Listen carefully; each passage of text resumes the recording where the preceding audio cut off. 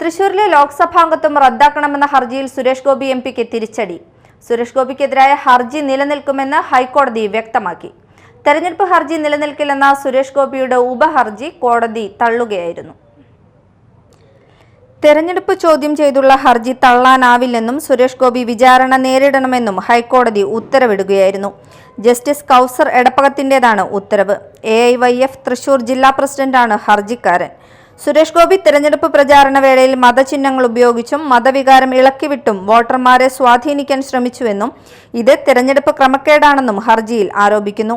എന്നാൽ ഈ ഹർജി നിയമപരമായി നിലനിൽക്കില്ലെന്ന സുരേഷ് ഗോപിയുടെ വാദം തള്ളിക്കൊണ്ടാണ് ജസ്റ്റിസ് കൗസർ എടപ്പകത്ത് വിചാരണയുമായി മുന്നോട്ടു പോകാൻ ഉത്തരവിട്ടത്. 2024 ലോക്സഭാ തെരഞ്ഞെടുപ്പിൽ തൃശൂരിൽ നിന്ന് 74,686 വോട്ടുകളുടെ ഭൂരിപക്ഷത്തിലാണ് സുരേഷ് ഗോപി വിജയിച്ചത്.